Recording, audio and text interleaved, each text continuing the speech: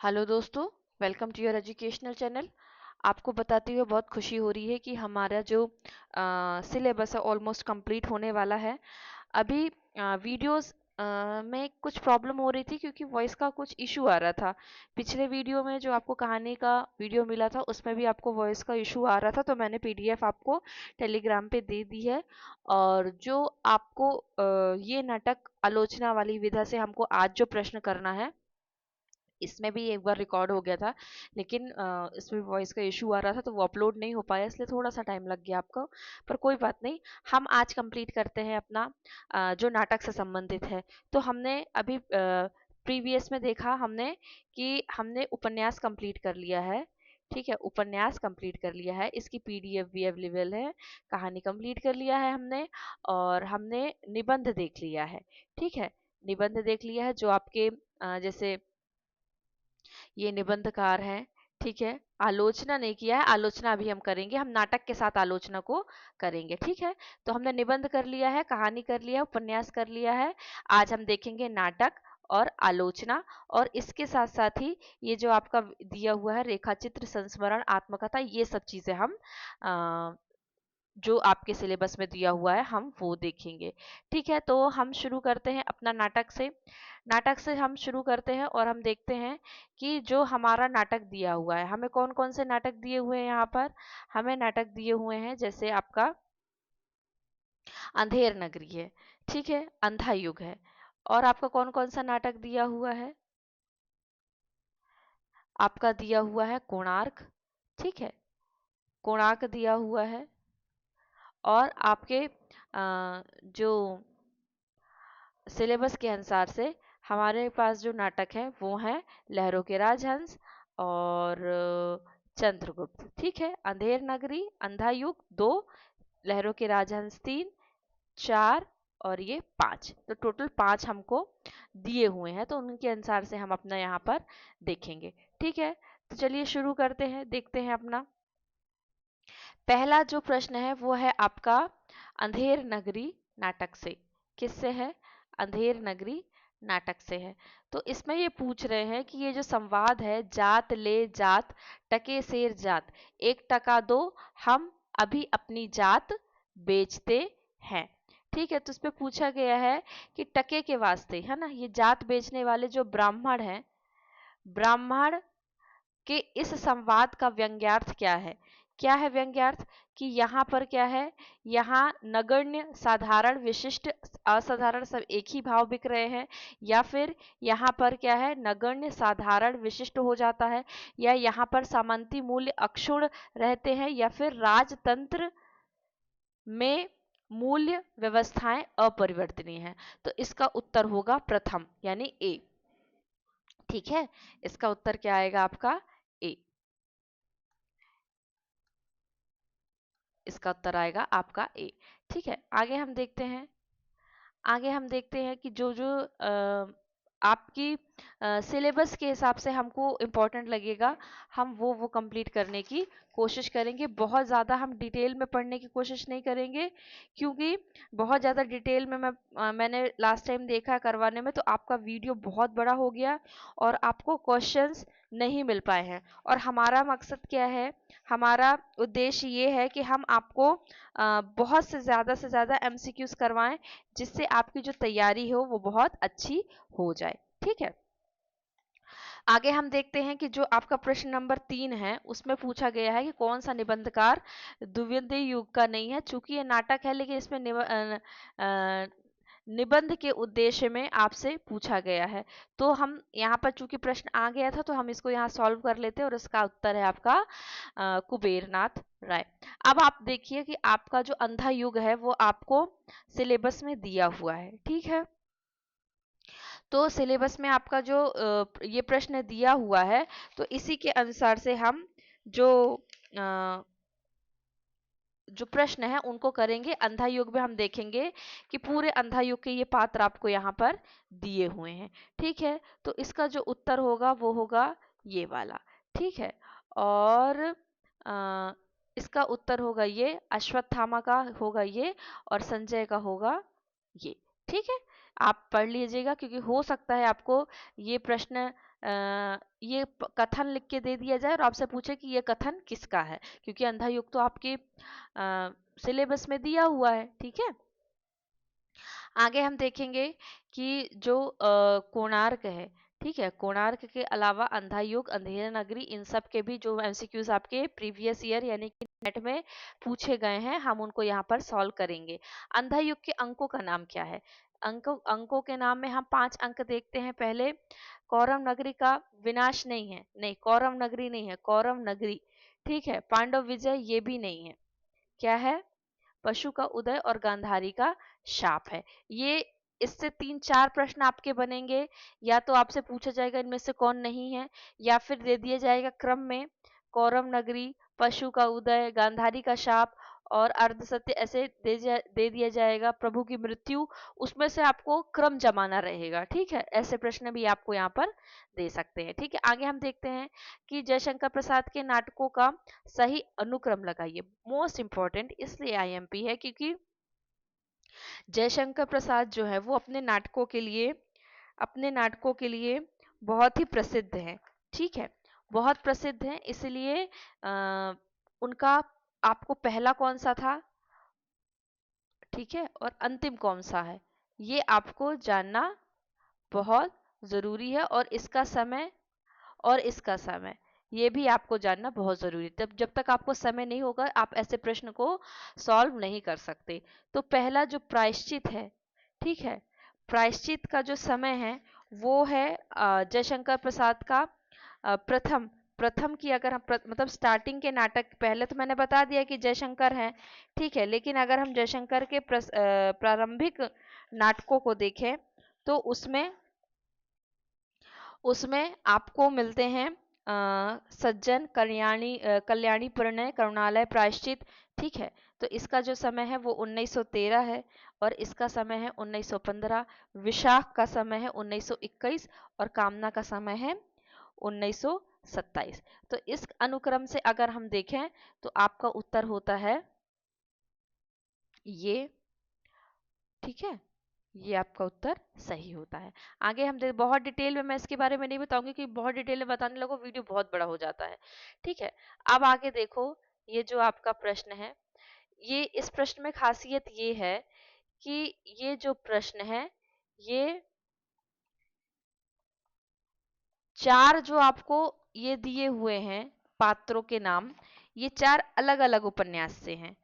ठीक है, ये क्या है, ये चारों अलग अलग उपन्यास से दिए, बहुत यूनिक टाइप का प्रश्न है और ये मैंने इसलिए यहाँ पर शामिल किया है ताकि आपको यहाँ पर समझ में आए कि ये जो पात्र है, जिसमें से ये है अंधा युग से, ये है आपका अंधेर नगरी से, ये है आपका जयशंकर प्रसाद की, और ये भी आपका भारतेंदु की रचना से है।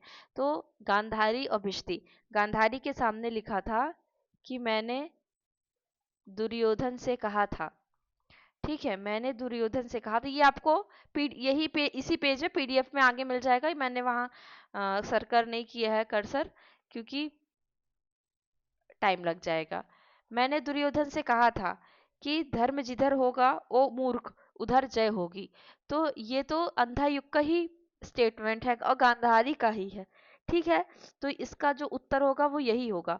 और भिष्टी के सामने लिखा था कि दुनिया में हाथ पैर हिलाने हाथ पैर हिलाना नहीं अच्छा, नहीं अच्छा, मर जाना पर उठ के कहीं जाना नहीं अच्छा। इतनी आलस्यपूर्ण बात तो यही पहले का ही हो सकता है।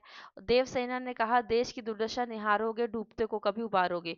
और भिष्टी ने कहा था कि बकरी को क्या पता था कि मशक बन के रहेगी। ठीक है, तो ये बकरी और अधेर नगरी वाले से है।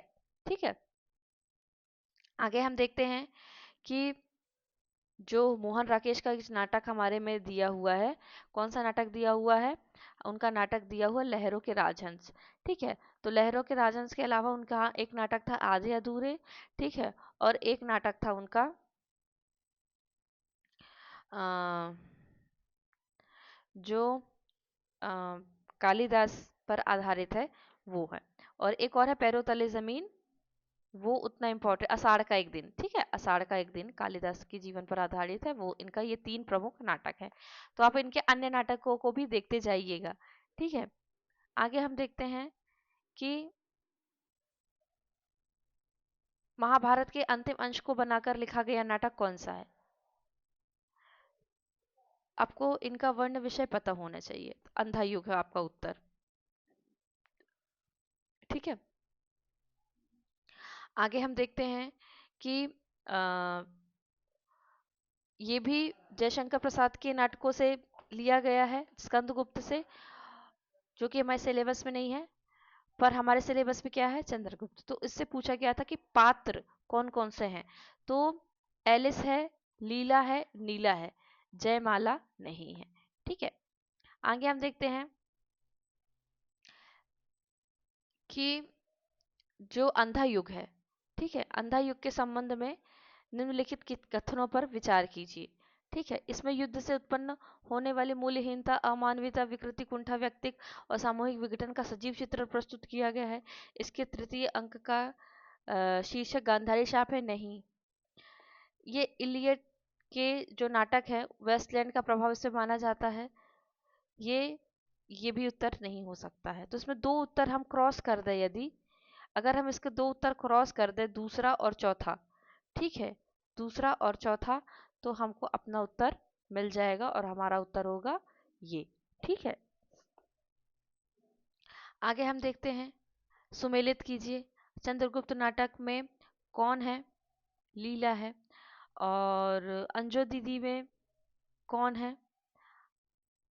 अंजो दीदी जब हम देखते हैं तो अंजय दीदी और स्कंदगुप्त, स्कंदगुप्त इनके पात्रों के थोड़े थोड़े से हमको जो विशेष विशेष इनके जो पात्र हैं वो हमको जानना जरूरी है, क्योंकि पात्रों का जो नाम है वो हमसे अक्सर यहाँ पर पूछा जाता है। तो अगर आप उनका जयशंकर प्रसाद के स्कंदगुप्त के पात्र देखेंगे तो उसमें दो दो तरह के पात्र मिलेंगे, एक पुरुष पात्र मिलेगा, एक इसमें आपको नारी पात्र मिलेगा। तो इसमें स्कंदगुप्त में स्कंदगुप्त, कुमारगुप्त, गोविंद गुप्त, पर्णदत्त, चक्रपालित, बंधु वर्मा, भीम वर्मा, मातृगुप्त, प्रपंच बुद्धि, शर्वनाग, कुमारदास, परगुप्त, भट्टार्क, पृथ्वीसेन, खिंगल, मुदगल और प्रख्यात कीर्ति मिलते हैं। और जो नारी पात्र है उसमें आपको मिलेंगी देवकी, अनंत देवी, जयमाला या जयमाल, देवसेना, विजया, कमला, रामा, मालिनी, ठीक है। तो स्कंदगुप्त में हम देखते हैं कि जो स्कंदगुप्त की पात्र हैं वो क्या है, वो है जयमाला, ठीक है। अब अंजो दीदी में हम देखते हैं पुरुष पात्र में तो वकील साहब, श्रीपत, राधु, नीरज, और नारी पात्र में हम देखेंगे अंजो दीदी, अनीमा और मुन्नी, ठीक है। तो यहाँ अनीमा को ओमी शायद जो क्या कहते हैं प्रिंटिंग मिस्टेक में के कारण, तो जो अनीमा है उसको ओमी यहाँ पर बताया गया है। और एक और द्रोणाचार्य में हम देखें तो एक और द्रोणाचार्य में हमको दिखते हैं, हमको दिखेंगे राजकुमार। कौन दिखेंगे, राजकुमार। तो ये आपका उत्तर हो जाएगा यहाँ से सही। ये ओमी नहीं है, ये है अनीमा, ठीक है। आगे हम देखेंगे,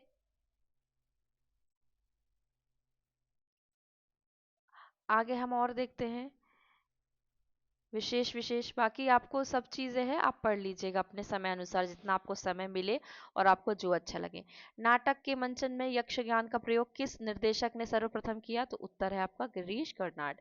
नाटकों को रचना काल की दृष्टि से सही अनुक्रम में लगाइए, इसलिए शामिल किया गया है क्योंकि ये जो उपन्यास है ये किसका है, ये उपन्यास है आपका मोहन राकेश का। और ध्रुव स्वामिनी मैंने अभी आपको बताया था कि इसका समय ये। तो देखिए ध्रुव स्वामिनी के पहले राजहंस, सॉरी, लहरों के राजहंस नहीं आ सकता। ध्रुव स्वामिनी के पहले लहरों के राजहंस नहीं आ सकता है। तो जहां जहां भी ध्रुव स्वामिनी के आगे लहरों के राजहंस है वो उत्तर तो आपका हो ही नहीं सकता। तो आपका उत्तर आएगा ध्रुव स्वामिनी, जिसका जो समय है वो है आपका 1933। और जो सिंदूर की होली है, सिंदूर की होली भी अपने आप में एक बहुत महत्वपूर्ण नाटक माना जाता है। जब हम उद्भव विकास देखते हैं, भारतेंदु काल से हम जब उद्भव विकास देखते हैं, तो हमको यहाँ पर जो महत्वपूर्ण नाटकों में सिंदूर की होली हमको यहाँ पर दिखाई देता है। ठीक है। और आठवां सर्ग जो है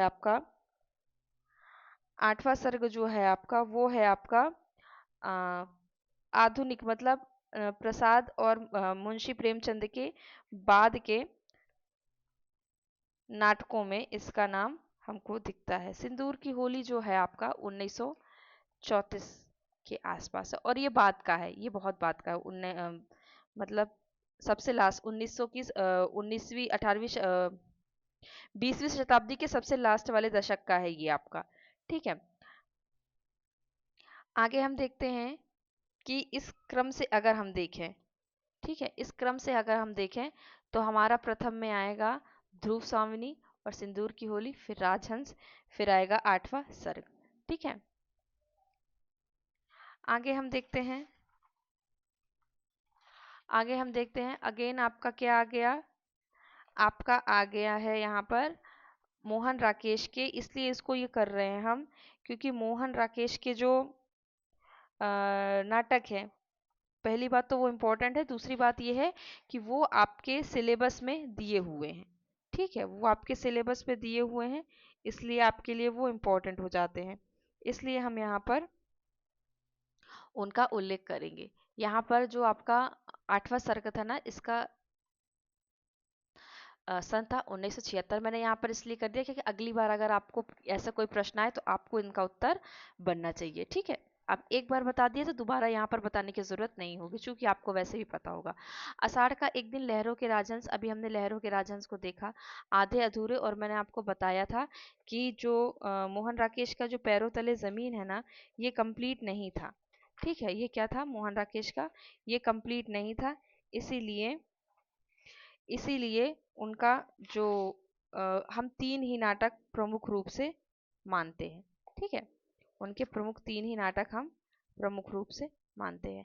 तो चलिए देखते हैं हम। आषाढ़ का एक दिन 1958 में आया। किस में आया? 1958, यानी कि 1958 में लहरों का राजहंस इसके बाद, और जो आधे अधूरे था वो 1969 में आया, और ये इसका जो समय है वो इनके बाद का है। तो आपका उत्तर यहाँ से ये सही हो जाता है। आगे हम देखते हैं, जो हमारे सिलेबस के हिसाब से हमको सही बैठेगा वो ये है कि सुंदरी, कल्याणी, उर्वी और कनक, ये किस नाटक के ये पात्र हैं। तो जब हमने चंद्रगुप्त देखा था, ठीक है, तो चंद्रगुप्त में हम किसको देखते हैं? कल्याणी को देखते हैं। ठीक है, चंद्रगुप्त में हम किसको देखते हैं? कल्याणी को देखते हैं।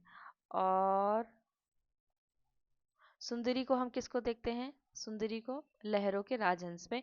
ये हमने पहले ही देख लिया। तो अगर आपको एक का भी पता है ना, तो आप इसमें जो उत्तर है वो अपना लगा सकते हैं। जो उर्वी है वो पहला राजा की पात्र है नाटक की, और कनक क्या? शकुंतला की अंगूठी का पात्र है। ठीक है, आगे हम देखते हैं। धर्मवीर भारती का अंधा युग जो नाटक है वो हमारे सिलेबस में दिया हुआ है, इसीलिए ये हमने प्रश्न यहाँ पर लिया हुआ है। ठीक है, और अगर आपको ये पता है कि अंधेर नगरी जो नाटक है वो किसका है, वो है नाटक भारतेंदु का, और भारतेंदु का इनमें से कोई भी नाटक भारतेंदु का नहीं है यहाँ पर, तो आप इसमें ना वैसे भी इसको क्लियर कर सकते थे ये प्रश्न। ठीक है, क्योंकि ये वाला उत्तर आपका सही नहीं हो सकता और ये उत्तर आपका सही नहीं हो सकता। अब आपका उत्तर इसमें और इसमें एक में से सही हो सकता है। तो धर्मवीर भारती का हो गया अंधा युग। तो आपने जैसे पहले का देखा, तो आपको जो तीन के जो उत्तर हैं वो ऑटोमेटिक आपको यहाँ पर मिल जाएंगे। ठीक है, चलिए ऐसे भी आप क्रॉस करके अपना उत्तर लगाने की कोशिश कीजिए, क्योंकि हमें हर चीज़ हमें याद नहीं रह पाती है। ठीक है, अब फिर से यहाँ पर आ गया है पात्रों को सुमेलित करने के लिए। तो चंद्रगुप्त में कौन आते हैं? सिंहरण आते हैं। ठीक है, आषाढ़ का एक दिन में कौन आता है? विलोम आता है। विलोम आता है। सूर्य की पहली किरण से अंतिम किरण तक हमको कौन देखने मिलता है? इसमें उकाक देखने मिलता है। आगे हम देखते हैं इसमें ये सब जो उपन्यास यहाँ पर दिए हुए हैं, पहला राजा, कोणार्क, ठीक है।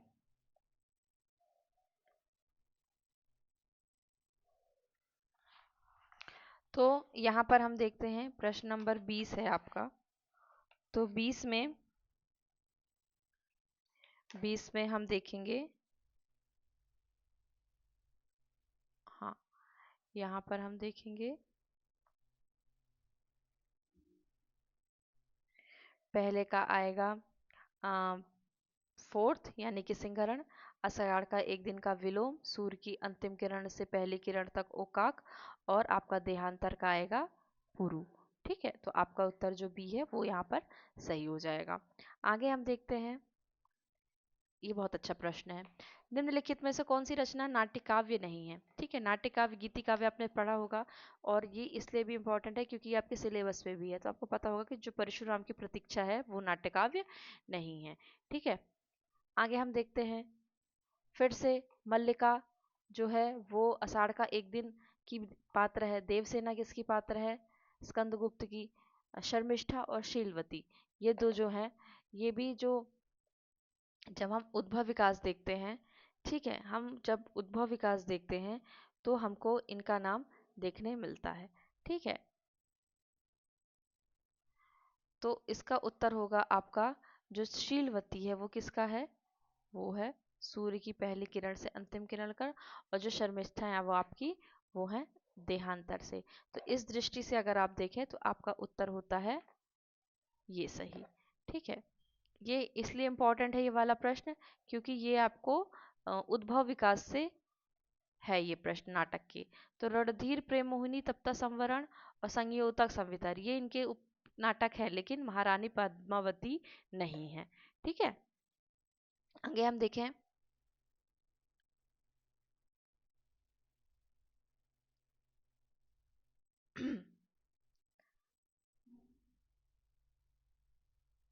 और भी आपके हैं प्रश्न जो आपके सिलेबस में है, वो मैंने, ये जो पेपर है ये हाफ है, हाफ के उस साइड आपके और भी प्रश्न है। अगर आपको लगता है कि आपको और तैयारी करनी है तो आप वहां से लगा सकते हैं।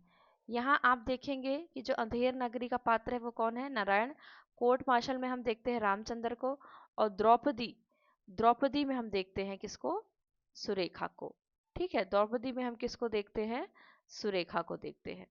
ठीक है, तो इस हिसाब से अगर आप देखेंगे तो जो आपका उत्तर है वो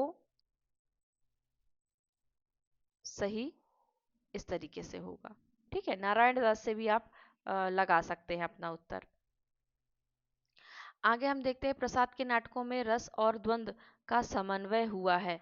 ठीक है, ये स्थापना है, और इसका कारण क्या दिया गया है कि यह केवल उन पर पश्चिमी नाट्य चिंतन का प्रभाव से संभव हुआ है। गलत, ये सही है, ये गलत है।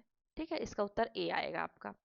आगे हम देखते हैं कि हरिकृष्ण प्रेमी का जो अ, बहुत ही प्रसिद्ध जो नाटक है वो आपको यहाँ पर दिया हुआ है। ठीक है, वो आपको यहाँ पर दिया हुआ है, तो हम लगाते हैं हरिकृष्ण प्रेमी का जो बहुत प्रमुख नाटक है वो है रक्षाबंधन, गोविंद वल्लभ पंत का अंगूर की बेटी, और लक्ष्मी नारायण मिश्र का सन्यासी, और जो आपका विद्या चंद्रगुप्त विद्यालंकार है उनका है अशोक। ठीक है, आगे हम देखते हैं भारत दुर्दशा, भारतेंदु हरिश्चंद्र। ठीक है, और आपका जो रुक्मणी परिणय है वो किसका आएगा? आपका वो आएगा अयोध्या से हरि औध का आएगा। ठीक है, पहले का आएगा तीसरा, दूसरे का आएगा चौथा, ठीक है, तीसरे का आएगा पांचवा, और पहले का आएगा ज्वाला प्रसाद मिश्र।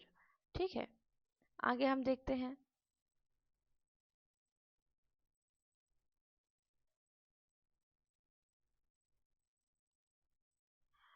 इसमें आपको क्या करना है। इसमें भी आपको सुमेलित करना है। पर हम केवल वो कर रहे हैं जो हमको हमारे एग्जाम में दिया हुआ है। और हाँ, ये आपका इम्पोर्टेंट है, ठीक है, ये आपका इम्पोर्टेंट है। यहाँ पर हम देखेंगे कि जो जयशंकर प्रसाद के नाटक थे, ठीक है, तो जयशंकर प्रसाद के नाटकों में से जो आपको गीत हैं, उनके गीतों में बहुत उनकी प्रसिद्धि है, तो उन्होंने क्या किया है, अपने गीतों को उल्लेखित किया है। तो उनके हर नाटकों में गीत हैं, तो गीत के कारण प्रत्येक नाटक में अलग अलग उनके गीत हैं। तो इस हिसाब से अगर हम देखें तो जो उनका पहला है वो किससे है, स्कंदगुप्त से है, गीत है ये। और दूसरा क्या है, यौवन तेरी इसी, ये इसी ध्रुव स्वामिनी से है। तीसरा जो है वो है आपका चंद्रगुप्त से, तीसरा क्या है आपका, चंद्रगुप्त से। और जो चौथा है आपका अजात शत्रु से, ठीक है। तो चंद्रगुप्त का जो है, जो चंद्रगुप्त का है ना, ये हमारे लिए इम्पोर्टेंट है, ठीक है, कैसी कड़ी, ये हमारे लिए इम्पोर्टेंट है क्योंकि हमारे सिलेबस में हुआ है। आगे हम देखते हैं कि जो नाटक के कथानक में दृश्य सूचक हैं वो 5 प्रकार के हैं। तो पहला प्रश्न तो आपका ये बनता है कि नाटक के जो कथानक है उसमें दृश्य सूचक 5 प्रकार के होते हैं। एक प्रश्न आपका ये बन गया। दूसरा आपका क्या बनेगा, दूसरा आपका बनेगा कौन कौन से हैं, ठीक है, तो वो आपका पहले विष्कंभक, ठीक है, विष्कंभक के बाद आपका प्रवेशक, प्रवेशक के बाद आपका बनेगा चूलिका, चूलिका के बाद आपका क्या बनेगा, चूलिका के बाद आपका बनेगा आकांश, और उसके बाद अंकावतार। ये आप एक बार देख लीजिएगा क्योंकि नाटक की दृष्टि से ये बहुत इंपॉर्टेंट है, ठीक है। आगे हम देखते हैं भारतेंदु हरिश्चंद्र का कौन सा नाटक क्षेमेश्वर कृत चंडकौशिक के आधार पर लिखा गया है, तो उत्तर आप होगा आपका ए, ठीक है। आगे हम देखते हैं कि जो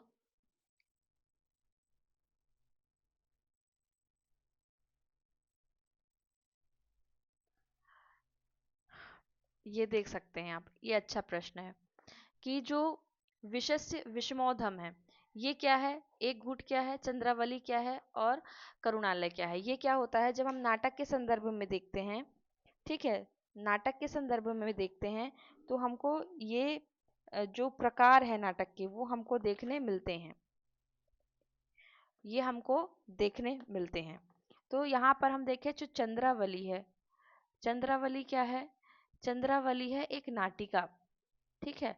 और जो आपका विशस्य विषमोधम है ये है आपका एक प्रकार का भाण, क्या है, भाण।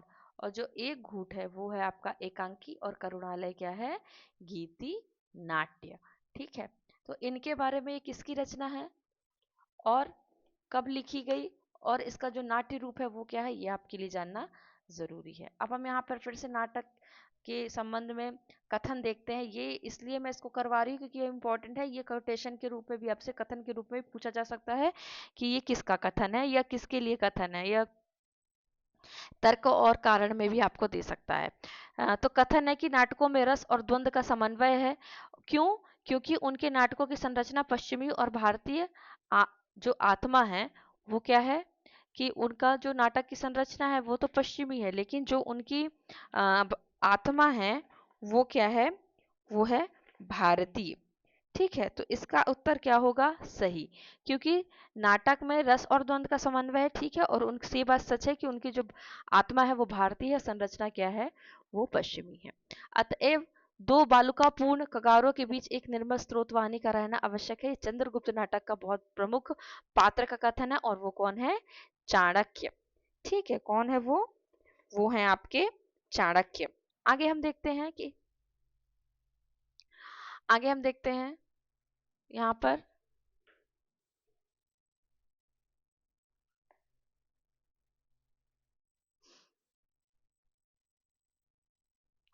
यहाँ पर जो लहरों के राजहंस है उससे आपके लिए एक पात्र है, वो है आपकी सुंदरी कई बार आपसे पूछा जा सकता है। देवसेना आपका स्कंदगुप्त से पढ़ते पढ़ते आपको ये सब याद हो जाएगा। ठीक है। और जो उर्वी है, उर्वी हमने देखा था, उर्वी हमने देखा था,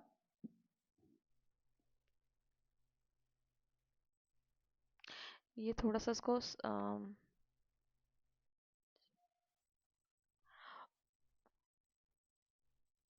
तो पहले हमने, जो हमें पता है कि सिंदूरी क्या है, सुंदरी हमारा लहरों के राजहंस की जो पात्र है वो है, और जो हमारी देवसेना है वो क्या है, स्कंदगुप्त की पात्र है। उर्वी हमने पहले भी लगाया था, उर्वी किसका है, जो वो है आपका पहला राजा नाटक का। और जो आपकी वेनुरति है वो किसकी है, सूर्यमुक्त से। आगे हम देखते हैं, ये बहुत इंपॉर्टेंट प्रश्न है। इसमें क्या बताया गया है, इसमें ये बताया गया है कि जो अंधा युग के, अभी इससे पहले भी आपको प्रश्न पूछा गया था, तो अंधा युग का जो नाटक है, अंधा युग के नाटक में अंक शीर्षक दिए हुए हैं। ठीक है, तो अंक शीर्षक के हिसाब से हमको इनका क्या लगाना है, क्रम लगाना है।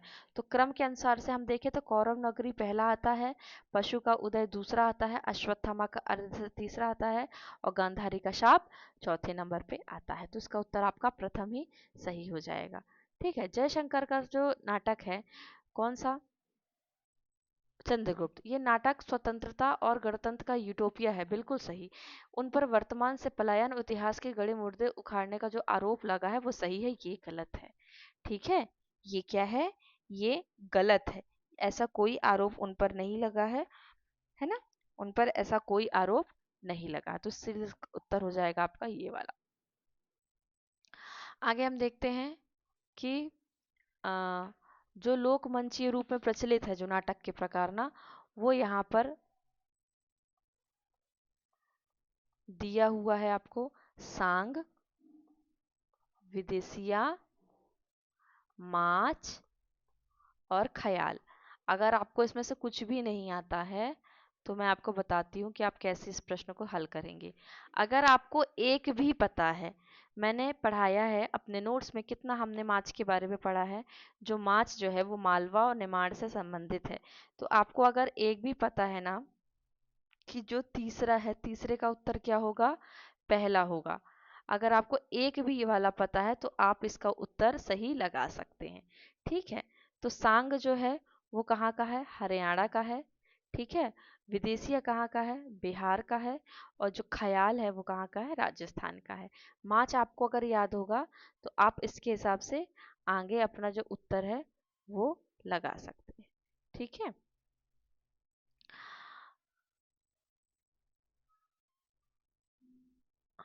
आगे हम देखते हैं, चंद्रगुप्त नाटक में चाणक्य की जो संवाद है उसमें से कौन सा सही है, ये पूछा गया है।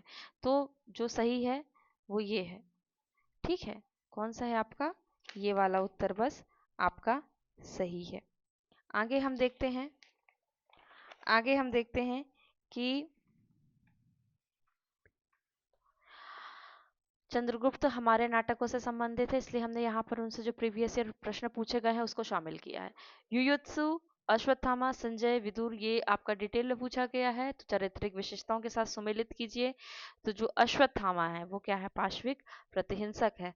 संजय क्या है, कर्मलोक से बहिष्कृत है। विदुर क्या है, संशयग्रस्त है। और युयुत्सु क्या है, सत्याग्रही है। तो इसके हिसाब से अगर देखा जाए तो हमारा उत्तर क्या सही होगा,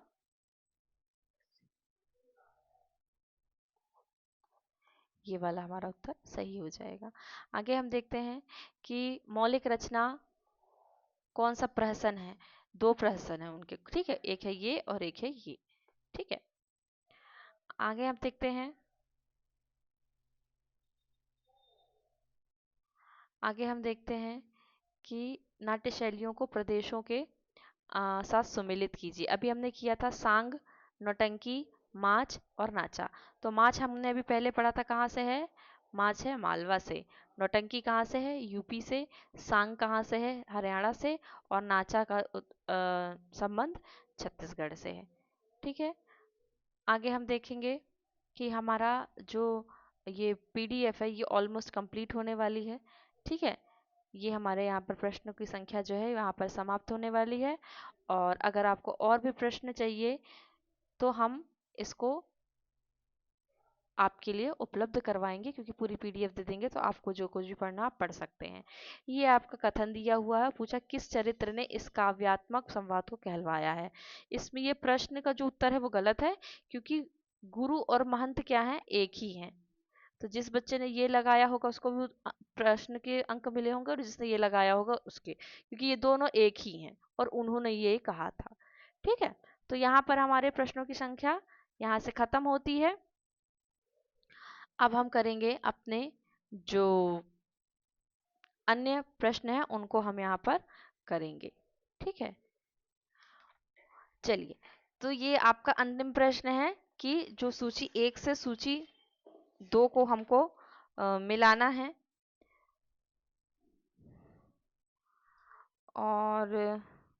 और भी प्रश्न आपको मिलेंगे इससे।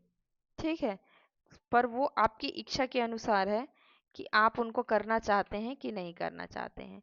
ठीक है, शक्टार का संबंध किससे है, चंद्रगुप्त से है। और जो धातुसेन का संबंध है वो है स्कंद गुप्त से।